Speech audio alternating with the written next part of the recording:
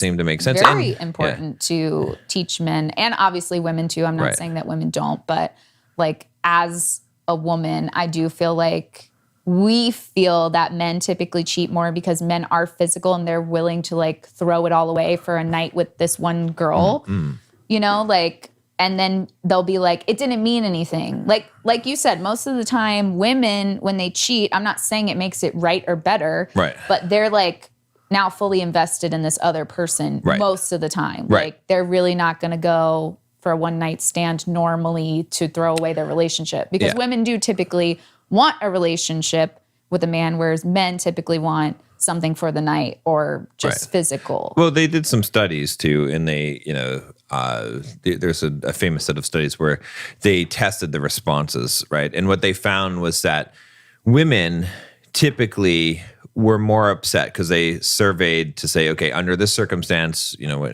and women were more upset if a man cheated emotionally than physically. So if a man had meaningless sex with some woman, yeah, of course they were upset, but they were way more upset if he had feelings for this woman. So if, you know, in fact, a man that would, a very common response that men give when they cheat and they get caught is like, oh, she doesn't mean anything. She doesn't mean anything to me, right? Yeah. Now, when they, and then on the opposite side, men were much more angry when a woman had physically cheated than if she had an emotional connection with another guy, right?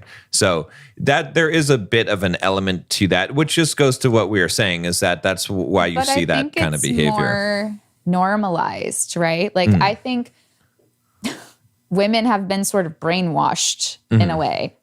This is how I feel. Okay, sure. So I feel like, kind of going back to my description of, you know, cheating and what I think is acceptable, I think women have been told so much that men are physical, like he's gonna look. Right, yes. Boys will be boys. Right. And so they feel like they have to tolerate that because every man will be that way.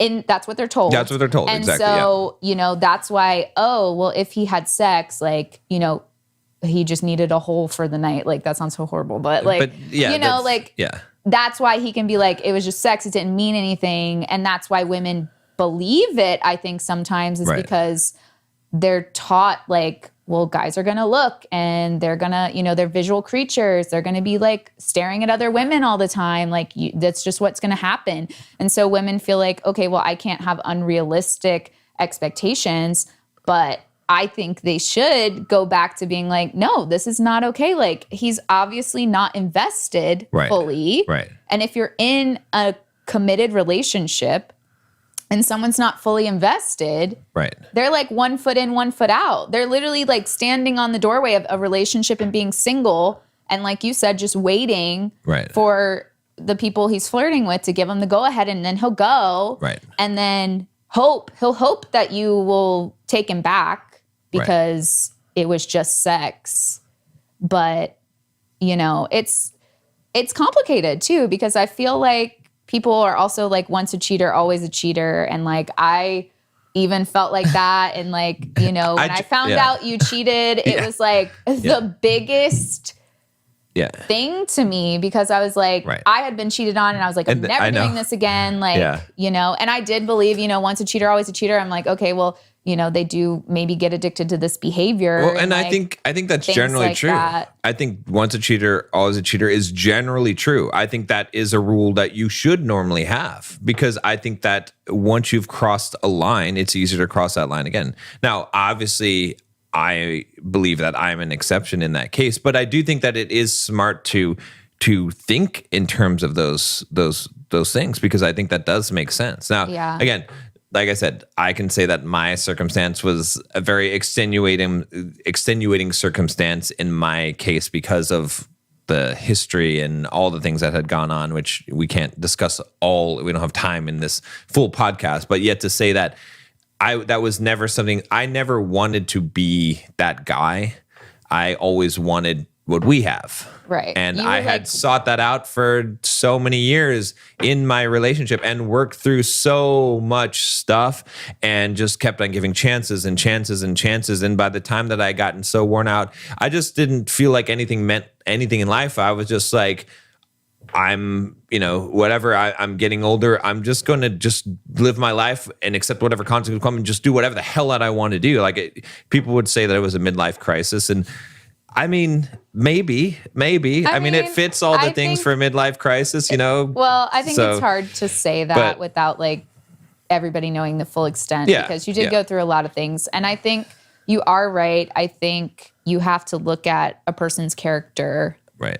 And like, is this fitting of their character? Like, because I think that's what really saved you, honestly, when I was deciding whether I could do this or not, is because I was like, he really doesn't seem like that type of person to do that. And even you said you were looking for love for a night. Right. Like, you were still looking for love. Like, you weren't really looking for, just a bunch of hookups. And, I feel like it's the people that almost like border on the like sex addiction thing where it's like they would probably hook up with anybody that gave them the opportunity. Yeah. Yeah. Because it's like they're addicted to the thing rather than like you were looking for love. You weren't just like trying to fulfill this addiction that you had. And there was a lot of things that were going on just psychologically for me. I had gotten married at 21. Again, not an excuse, but I had not... At the time, I was not very masculine. I was not very confident in myself, especially in my sexual self and with women. And that was always a deep insecurity. That's also what pulled me in that direction as well, is because you were trying to prove to yourself? I was trying to prove to myself. Yeah, exactly. I was trying to prove to not just to myself, but to anyone that I was desirable.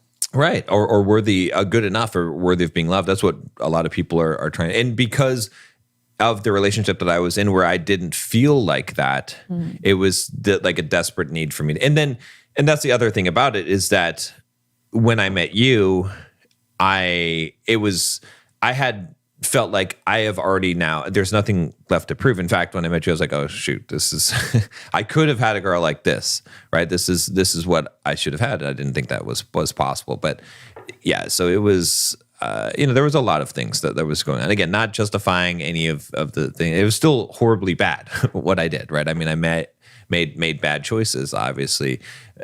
But because what ended up happening was that it ended up being just creating a lot more pain for everybody involved. Well, that's what I'm saying. Right. Like, even now, like if you think about it now, right, it's like even this podcast, right, in the sense that I could sit here and we could avoid this topic completely and not ever talk about cheating on the podcast. Right. Or I could bullshit and just say, oh yeah, no, you should never cheat and not talk about I have to now every time, I have to give a full disclosure and say this is better than perfect.